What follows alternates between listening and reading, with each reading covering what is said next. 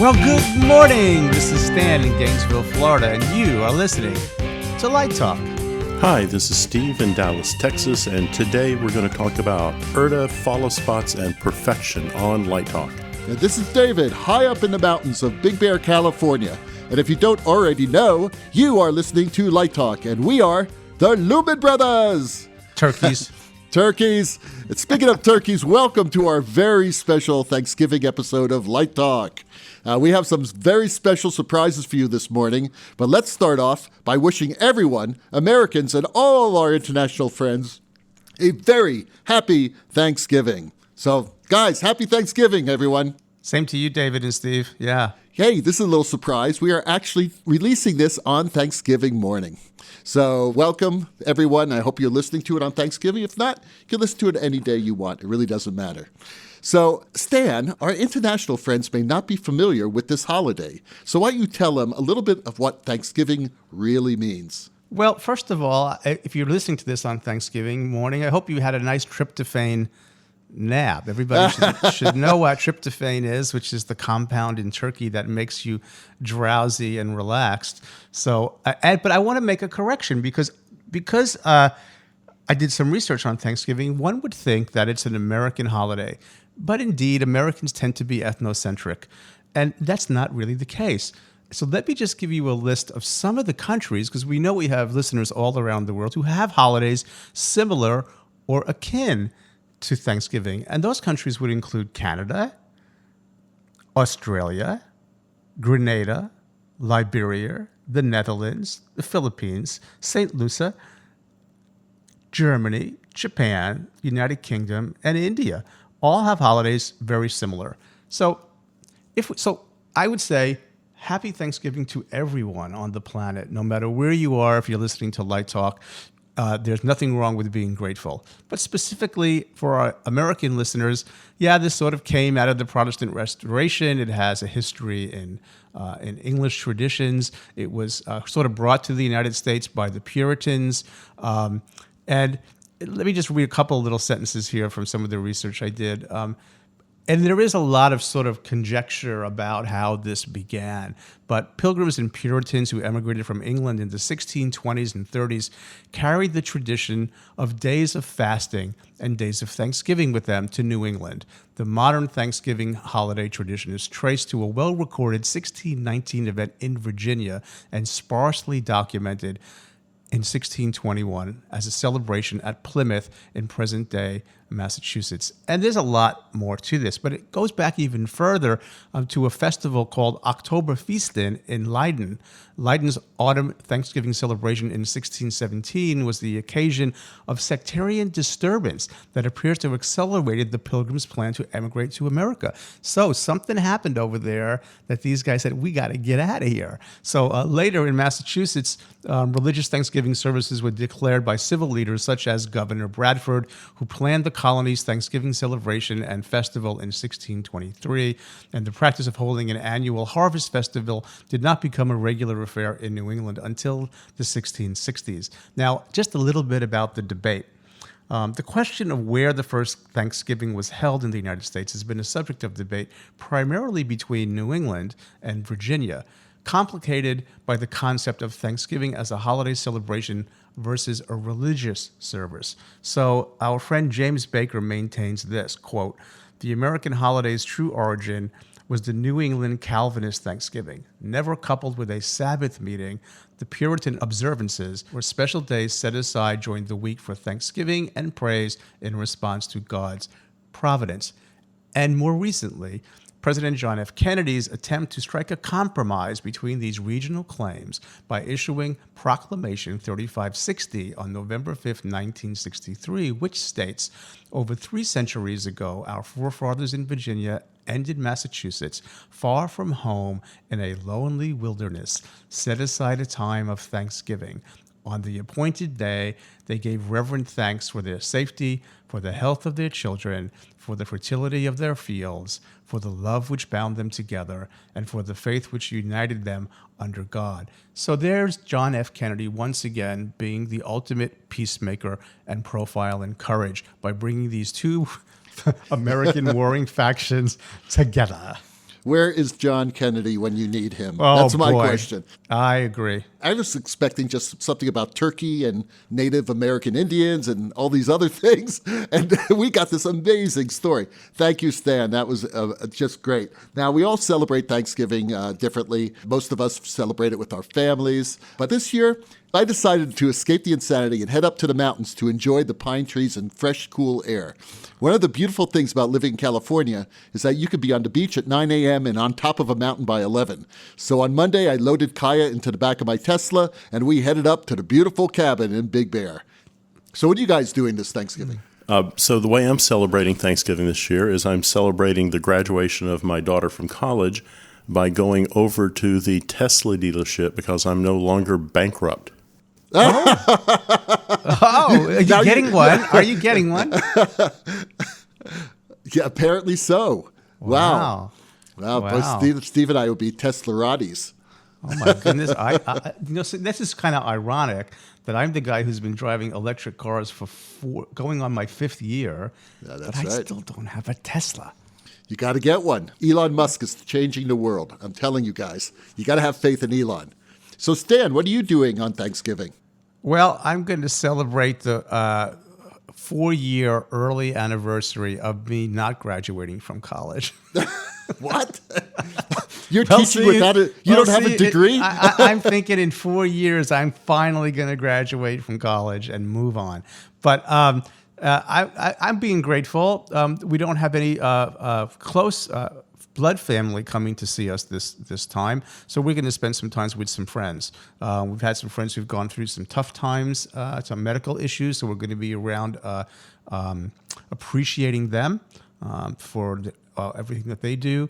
And we're going to cook 2 turkeys. I love to carve. I've taught myself how to carve turkeys on YouTube. So we're going to do 1 turkey tomorrow and another turkey on Friday. And then we're going to have some friends over for what I'm calling the post-Thanksgiving event, which is going to be pie and wine. So pie and wine on Saturday, turkey on Thursday, turkey on Friday. And I'm looking forward to just relaxing and not doing any work if I can avoid it. That's a nice way of doing it, let me tell you. So happy Thanksgiving, everyone. And Stan has our very first listener question on our Thanksgiving show. All right. Well, this comes from the beautiful country that I've been fortunate to visit, Sweden. And Martin asks, what is the first thing you do when you arrive at the venue to make sure your show is flawless? Well, I have a joke answer. So it's like, break out the donuts. I was taught to do that back in the day. And, you know, I just try to make friends with everybody and get everybody together and on the team to pull together and make the show as good as we can. I like to get the good vibes going. That's the very first thing I do. Well, what I like to do is I like to meet everyone. I like to take a look at the space to make sure what I think it is from the drawings is what it really is. I like to meet with my programmer and talk about the scope of the show. Same thing, I like to meet the production electrician and talk about what we're going to be doing over the next week and what his or her schedule is going to be. But mostly I just ask questions and I try to come up to speed with how people work at the venue. Yeah, I agree with Steve. It's a lot about listening, too. And creating that initial personal relationship. Because, you know, you could talk to somebody on the phone for months, but until you're in the same space with them, you really don't know. You don't feel the vibes. Donuts, man, that's like the international greeting of it's friendliness. Like the international, a dove, of peace and friendship, right? Right. It is the wonderful thing to say, hey, I'm friendly. Let's have a donut together. Or give the guys and gals a donut. Yeah, or a cup of coffee. I mean, it's just metaphoric. It's for like it's an icebreaker to build the warmth that you're going to, because you're all going to work so hard together. Right. Yeah. We're gonna work together, and we're not gonna freak out, and we're gonna be calm. Because let's face it, a lighting designer can really change the whole feeling on a production. If you start panicking and you start yelling at people, God forbid, don't ever yell at people. But if you start doing stuff like that, all of a sudden the crew thinks differently of you, and they lose. Not only do they lose respect, but they lose confidence. So if you come in with confidence, if you look good, You act like you know what you're doing. at least act like you know what you're doing. You may not, but you make a good point there about being prepared. Yeah. If you come in unprepared, that's going to really erode trust quickly. If you come in well prepared, I think that really goes a long way. And I must extend this to assistants. Mm-hmm. Assistants must do this because the assistant is the one who's usually keeping up all the paperwork. And if you come in with mistakes in your paperwork, with spelling errors, things like that, if you're unprepared, all of a sudden the crew is going to lose a little bit of confidence, and that's going to affect the production, and it's going to affect the designer. Because then they're going to say, well, why would this designer hire this person? And then all of a sudden it's a bad light, it's a bad feeling. So everybody must be prepared and confident. And you must know the show you're doing. You must know who's in the show. You must have as much information as possible so that you at least appear that you know what the hell you're doing. But that first moment, you talk about what's the first thing you do, and Stan said, bring donuts and be nice and be happy and all that. It also extends all the way through the entire production. You really have to be like that. And if you're calm, then you're going to be fine. But if you're panicky, you're not, and it's going to affect the whole production. Okay, we have another question from LDI that we couldn't get to, and this is from Anna Lena from Victoria, BC. And she writes, do you find it necessary when working with LED fixtures to have a programmer in the room to help you with color mixing? Well, short answer. I love having a skilled programmer. I'm working on a production right now and thought last night we should change the program to identify the programmer as the associate designer. It's not just working with LED fixtures. The real question is, how much do I rely on my programmer? And the more and more automation that I put into my shows, I need a good programmer. I like the freedom to change the direction of the look of the show, the look of the stage. I need someone who can run with me on this. I need a programmer who's not going to judge me for changing my mind 1,000 times and working on a cue to death just to restore it back to its original look. I need that programmer looking at parts of the stage I'm not focused on and saying things like, can I fix that shutter cut for you upstage left?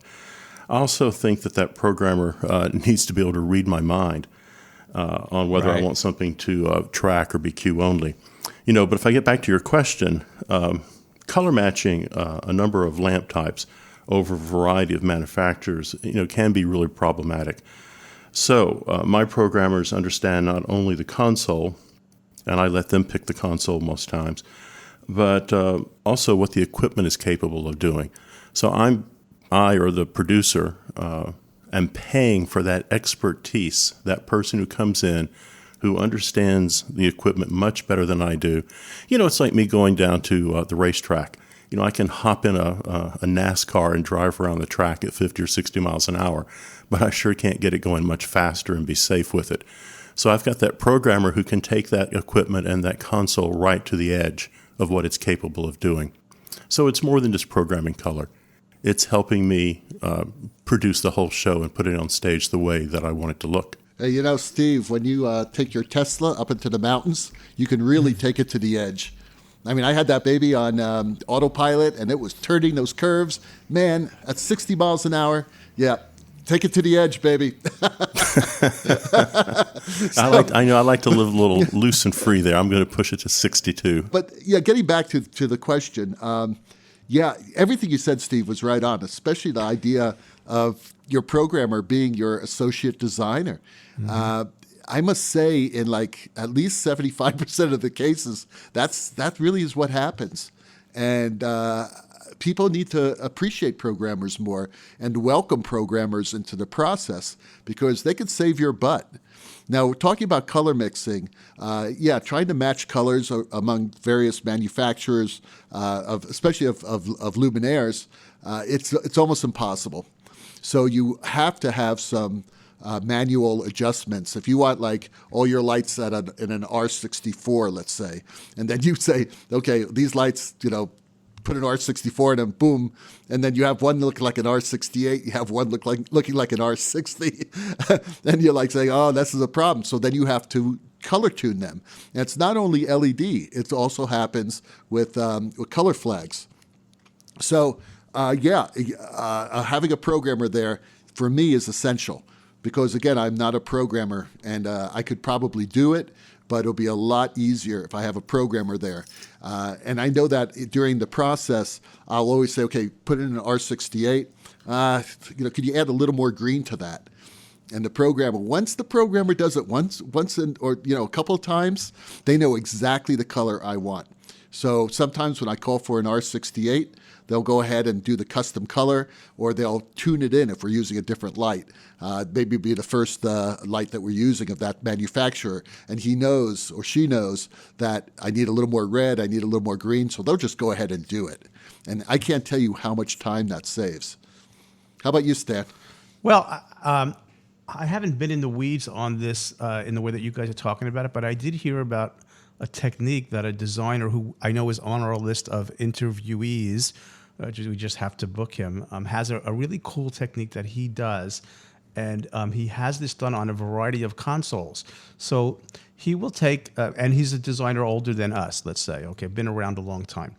He will take an incandescent lamp and put a filter in it and put that on a surface. And then he'll have a range of fixtures lined up in his studio.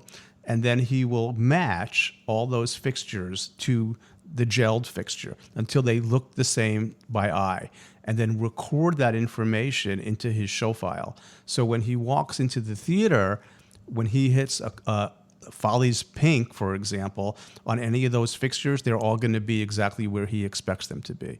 But he's built that up over time and years to sort of have that. And I would imagine, I don't know, because I don't know too many of the top programmers in the country, that programmers build their own files as well. So that may be one way of making that more efficient.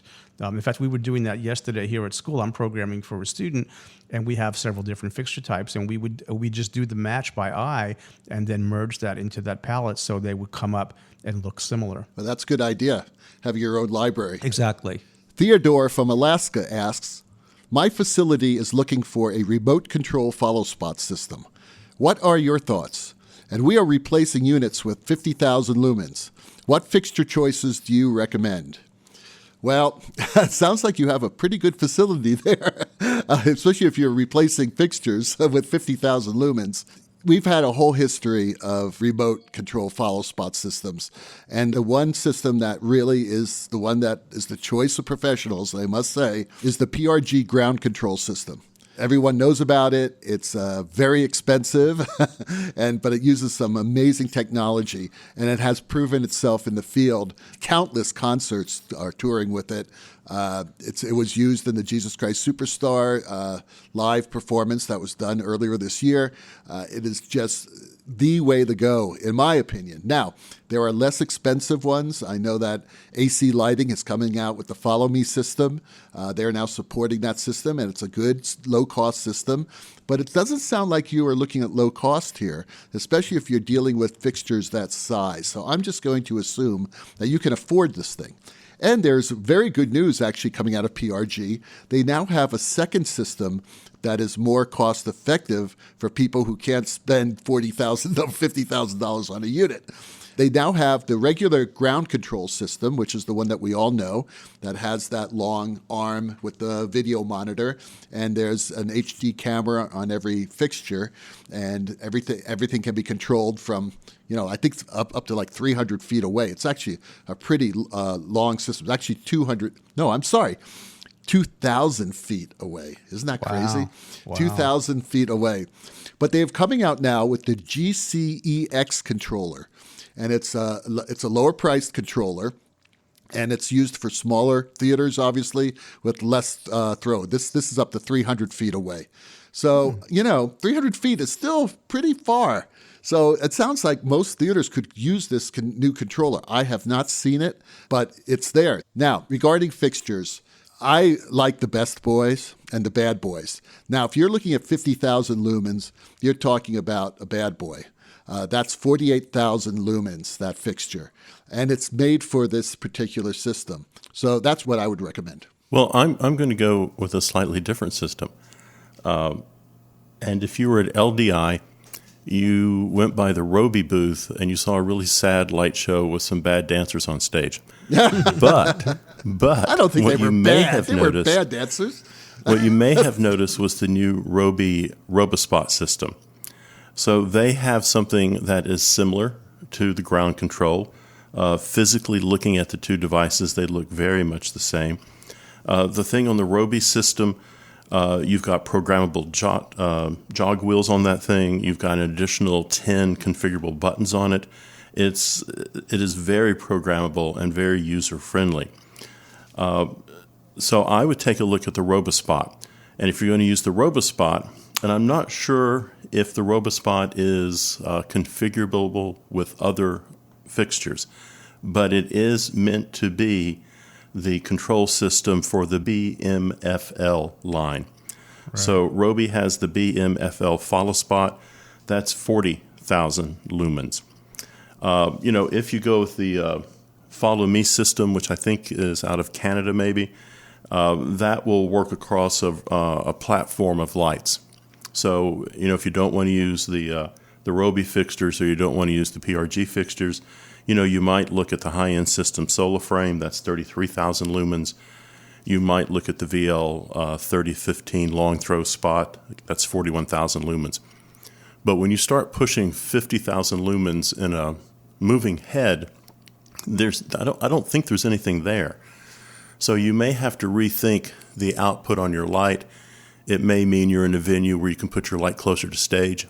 I mean, now you don't have to worry about the light being in a follow spot booth. It could be, on the downstage truss, or it could be much closer to the target you're shooting. So that might get you around the 50,000 lumens. But as David says, the PRG I think, is the go-to standard in the industry. But I bet you Roby's going to give them a run for their money. Yeah, that would be great because we need some competition there in this high-quality remote follow spot. Hey, speaking of fixtures, Steve, PRG has come out with this fixture called the Ground Control Long Throw fixture. They don't give us a lumen rating on it, but at 300 feet, it registers at 200 foot candles. Wow.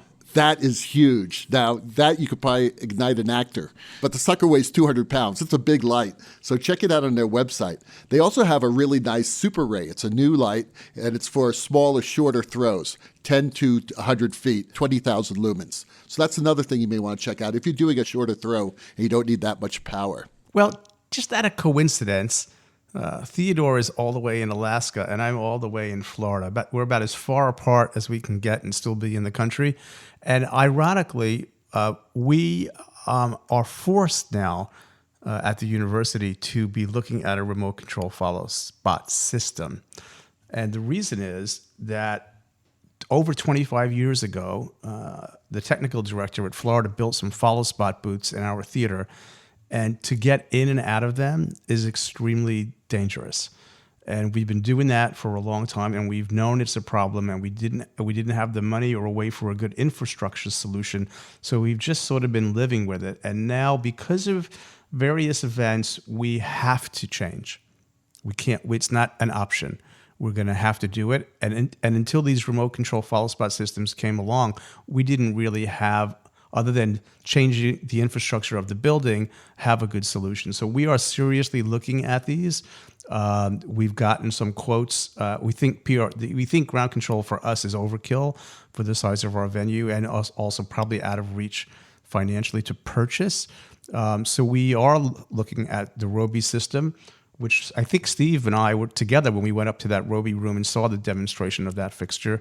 And we're also looking at the AC Lighting Follow Me system, which is out of somewhere in Scandinavia, I think, is where the home office is. And we've already received a quote. What we like about the Follow Me system so far is that any fixture can be calibrated to any fixture you choose.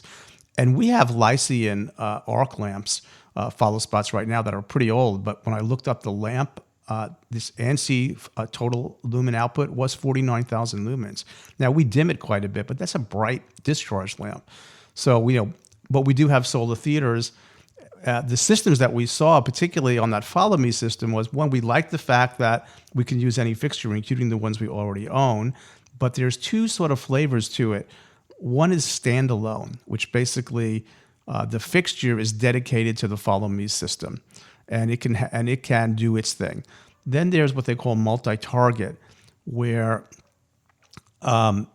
you can have more than one fixture following the same target.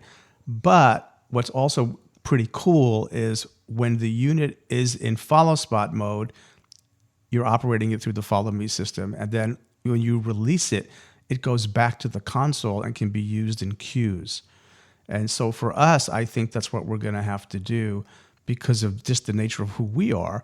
But it's expensive, and I've gotten some quotes, and what we're asking for are some, on-site demos, and we're having some negotiations about how to do that because we want to stress test this stuff before we drop what's close to the cost of a Tesla or more. Wow. And we are forced to do it because we can't continue. We wanted to change this for years. And like I said, we couldn't because of we have to build follow spot booths into the building. There's just no other, and the entry and exit from this space. If there was a fire or an emergency evacuation out of that theater, that person getting out of that location is not a good thing, and even getting in is dangerous. So we have already been approved budget-wise to make this move, but we're doing our research right now, and we'll continue to update you. In terms of fixtures, I just like the idea that we can always rent. If we own the Follow Me system, for example, we can rent whatever fixture we want for the show, or rather than having to own something that bright. So it just depends on what you're doing.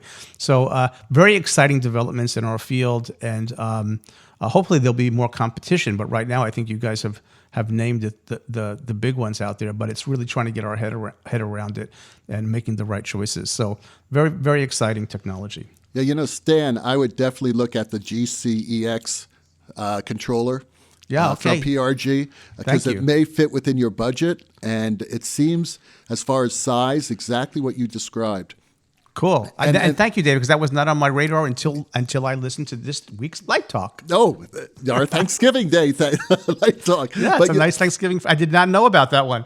So, and they're right down the road from us. They're in Orlando, so they're right here. Oh, fantastic. And it was great to hear also about the Roby system. I did not see that. I don't know how I missed it. Steve and I went to the booth. I think you were busy eating or something. No, I was looking at the terrible dancers. No, I thought they were good. They weren't that bad. Steve comes from Dance World, and he's very critical. He's very critical when it comes to dancers. He knows his dance. He knows his dance, and he's been involved in it for many years. So I don't have the discriminating eye that Steve has when it comes to dance. I just think Roby knocked it out of the ballpark at LDI 2017.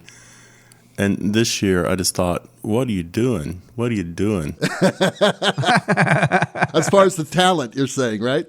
I don't know. It was like Indiana Jones. Oh, my God. It was just horrible. It was horrible. Unless you want to send me a free Roby follow spot system, then it was the best damn thing I've ever seen. But did you guys see the dancer at the WYSIWYG booth when they were showing off that? She was very good. She was very good. And that was a hard performance to do. I'm glad you brought that up, David, because I want to ask this back to the remote follow spot question, if we could just dig a little bit deeper on that. All right. So the Follow Me system, the Roby system, and the PRG systems, now that I know there are two, thank you, David, rely on an operator that tracks the performer with the image on the screen from the camera. The one that we saw at the WYSIWYG booth, which was called something else I don't remember, but they showed me the technology, is a transponder sort of method, sort of like the old Martin device that... No, it was Wybron. It was the Wybron autopilot. Okay. Right, Wybron autopilot. Right, but this seemed to work extremely well. Yeah. I mean, she's wearing this, I think, two transponders showed us the little sphere ball. I got the walkthrough on it. And I don't think I need that because I really want my students to be follow spot operators. It's good for them to learn. But that seemed like it didn't have the kind of lag or other kinds of transmission problems that we saw years ago. What did you think, David? You saw it too, I think. I thought it was fantastic. I thought they have really worked on this system. It's been available for a few years, and now it's ready for prime time. They had a couple of breakdowns, but that's going to happen, obviously. But I thought it was a very good show, and it's a very good system. I'd love to see it in a large large scale application. Yeah. But I think, Stan, your comment about training your students to be follow spot operators, absolutely Impressive. And it also did a thing with the BlackTrax, I guess it is. It does a thing with BlackTrax. That's what it's called. The projector as well. That the projector, tracks the performer, puts the pixels where you want them, all that. And I think PRG had something called the spotless light years ago, which was sort of a prototype of that. So all that's really cool. But I do like, it's funny what to call this thing. It's a manually controlled, remote control follow spot system, right? Pretty much. Well, it could be as manual as you want or as pre-programmed as you want, because I know with the PRG systems, you can have the color, the gobos, right. All that's that, on the dimming, console. that could be on the console, or it could be manually controlled. Right. So it's very flexible. And one final thing about these remote controlled follow spot systems, probably the most important thing is that it allows you to run a follow spot safely. You're That's not it. up on a truss. You're not, you're Right. not knocking out cables as you climb that truss to get up there. That's what's pushing us. That's what's pushing us there. It's really it's about the safety. The students have voiced concerns about that, and they are correct in our particular venue. And what's great is we borrowed some sort of prototype remote control follow spots years ago. And what was great about was tuning the color for the skin tone, and just doing everything a moving light can do in that way. And the students being on the ground and focused on that, really cool. You are listening to Light Talk with Steve, Stan, and David, and we are the Lumen Brothers. And this week, Light Talk is sponsored by Theatrical Epicurean Delights. During this holiday season, are you sad to be lighting a show in some country other than the United States? Are you longing for a delicious traditional Thanksgiving dinner, but the production table is only large enough for some trail mix and jujubes? Well, Theatrical Epicurean Delights comes to the rescue with our new Thanksgiving Tech Table Turkey Loaf. So you may ask, how are you going to fit a Thanksgiving dinner amongst the magic sheets, script, and all those crazy computers on the desk? Who needs a large turkey carcass blocking the view of the stage? Simple. Compress the entire dinner into a foodstuff roll that can be sliced into wafer-thin portions. Our turkey loaf is designed to contain all the main courses and side dishes in one gefilte fish-sized loaf. That's right. Enjoy your favorite flavors of Thanksgiving. The director may ask, so, do I spy mashed potatoes and green beans in that loaf? You bet. Your assistant asks, where is the gravy? Don't you see that pool of brown fluid the loaf is floating in? Your programmer says, yum, can't wait to see where they hid the cranberries. We even include dessert. That's right, apple pie on one end, pumpkin pie on the other. No one is disappointed. So let Theatrical Epicurean Delights make your lonely holiday feel like Granny is sitting next to you, force-feeding you yams. Order Theatrical Epicurean Delights. Order Theatrical Epicurean Delights Thanksgiving Tech Table Turkey Loaf today. And coming soon, our new Christmas loaf, made out of ham, turkey, and a very special fruitcake surprise. Yams. Yams. And now, back to Light Talk.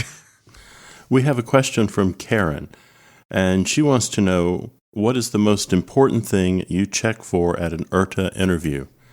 So it sounds like our URTA episode a few weeks back is getting some attention. Karen, when I met URTA, University Resident Theater Association design interviews in Chicago, I want to see if you're engaged in the conversation. I want to see if you've done your pre-URTA research and are really ready to invest in a graduate program. You know, grad school is, I think, quite a bit more difficult than most undergraduate programs, and you're being asked to take part in a busy day, 7 days a week, for 3 years. You're also being asked to grow up a little bit and focus your energies into becoming a designer. Again, in 3 short years, the graduate program moves, I think, much faster than undergraduate. I'm asking you to move outside your comfort zone and to take some risks in your work. I look for an error-free portfolio no typos on your resume. The way I see it is if I find errors in your portfolio and your resume, you didn't really care enough about your presentation to double check your work. And that's going to tell me that you're probably going to be a bad risk in my program. You're asking me for a tuition-free education. So you're asking me to invest, $150,000 in tuition and another $35,000-$40,000 in assistantship money. I want you to come to class. I want to see that you're going to be the kind of student who deserves that amount of money. I know that sounds harsh, but I'm putting a huge capital investment into you, and I want to make sure that you're invested in us. I'm looking at your presentation. I'm looking at how prepared you are. I'm looking at your appearance. All these things make a big statement and an influence in my decision. You're kind of at a business meeting. Over the course of the year, I'll see between 50 and 75 applicants. And honestly, for the most part, they all have the same resume. There's one or two who are, probably not ready for graduate school. And there's one or two who are very much ready and kind of over the top in what they've done. But for the most part, if you've graduated from a good college, you have about the same resume as everyone else who's graduated from a good college. So I'm trying to find something that makes you stand out. And generally what I'm looking for are the weaknesses that you present at the interview. I think Steve really nailed all of my points pretty well. I could just briefly, a couple of things I'll emphasize. Steve said something about you got to grow up quick. It's true. I'm really looking for maturity. You can't get through graduate school if you're not mature enough to kind of rise to the challenge. So maturity is important. In terms of passion, which Steve alluded to as well, I would just encapsulate that as I'm looking to feel the fire in the belly. You got to really want this. I got to see that you're going to be leaning in to grad school, not trying to. Hey, let me put it this way: leaning in versus phoning it in. If you think you can phone it in at grad school, I can't have you. If you're going to be leaning in and doing even more than I expect you to do, that's what I'm looking for. And then the third thing that Steve mentioned is checking your work and caring is your attention to detail. And David has said this before as well, and precision, a desire to get it right, a desire to check it over and over again, a desire to never. I'm a terrible speller. I get caught all the time on bad spelling just because I type too quick. But precision and caring, attention to detail, all those things matter. So maturity, fire in the belly, and attention to detail. Wow. Brilliant, guys. The only thing I have to say is intelligence and creative problem solving. Mm-hmm. Resourcefulness, I would add. Resourcefulness, exactly. Hey, that duck's in here again. Kai, get rid of that back. I love duck. Can we cook them? Because I just love to eat duck. I think the duck is very happy because we're eating turkey today and not duck. How do you know? I may just have to go out and get me a duck. Anyway, that duck tells us that it's time for our Let's Talk About segment. And, okay. Normally we do this toward the center of the show, the middle of the show, but this year we want to end it with it because we decided just to talk about what we are thankful for. The Lumen Brothers, what are we thankful for in the lighting art, education, and our industry. So, Stan, why don't you start? What are you thankful for, Stan? Well, wow, there's a lot to say.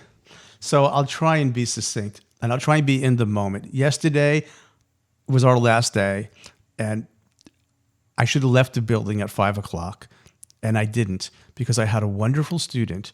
We have a rig up. We have a beautiful piece of scenery. We're going to tech this beautiful African dance project we do every year, and I decided to stay with her in the theater and help her program some presets and some palettes and prepare for the show. And at about 8:30, my wife texted and said, well, are you coming home for dinner? I cooked dinner. And I said, oh, I'm sorry.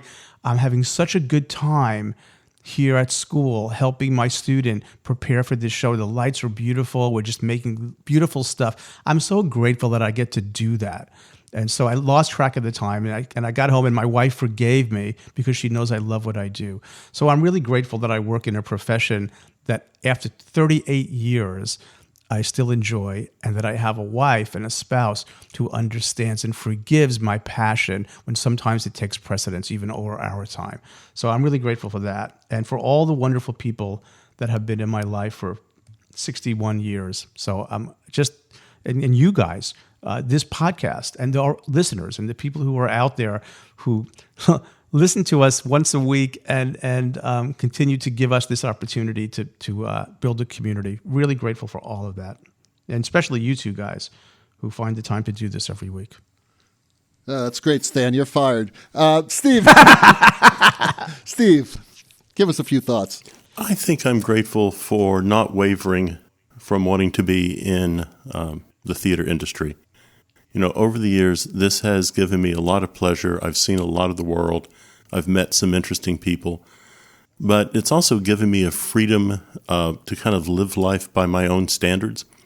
I pretty much set my own schedule. I take the shows I want to take. That's taken a while to get there. But I have the amount of professional time that I want, and I have the amount of leisure time that I want. And I wouldn't have gotten that. I thought about going into law, and I wouldn't have gotten that, I don't think, if I had gone into the law profession. I think my day would have been much more regimented, and probably my weekends lost to preparation for different legal matters. So I'm grateful for the career I've chosen, and I stuck to it. Yeah, I'm going to finish off the show today by saying thank you. Thank you to our listeners who have listened to us for so long, for 85 episodes. Wow. Yeah, it's like over 70,000 downloads from 69 countries. And we also must thank our lovely Lumen sister, Ann McMills, for helping us this season. And all the great people like Ellen from Live Design. All the people who've given us interviews, David. Yeah. Let's talk about our people. I mean, Don Holder, so many people. So many wanted Al Crawford coming up next week. Just Ken Billington's coming up. I mean, yeah, he's ready. He's able, willing. Yeah, just got to schedule him. But Neil Jampolis, and we're going to miss people. Look on our website. All the people are there, and also the future interviews are there. But thank you all, because no one gets paid for this. I mean, I think you guys know this already, but we get no money at all, and nor do we want any money. And we think it's a wonderful service, and we're educators, so and we like to hear each other pontificate, so why not? We professing professors, right? And it allows me to play that Hammond organ solo you hear in the background every week. Tells us that once again you've spent another Thanksgiving morning listening to Light Talk. Check out our Light Talk webpage at lighttalk.org, and be sure to follow us on Facebook and subscribe to our podcast in iTunes. That way you will not miss a second of Light Talk fun. No guarantee is offered regarding the accuracy of any statements or opinions made on this podcast. But just in case you do take us seriously on Thanksgiving, we have retained the law firm, again, of Tungsten, Phosphor, and Filament, and they will defend us until our retirement accounts are completely eaten up. Light Talk is written and produced by the Lumen Brothers, coming to you from Big Bear, Gainesville, and the Republic of Texas. And be sure to tune in next Saturday when we chat with lighting designer Al Crawford. All that, and one of us is going to come up with a new sponsor. Light Talk, broadcasting questionable Lumen knowledge and humor around the world. So we'll see you all next Saturday morning. Bye-bye from Light Talk. So long, everyone. And happy Thanksgiving.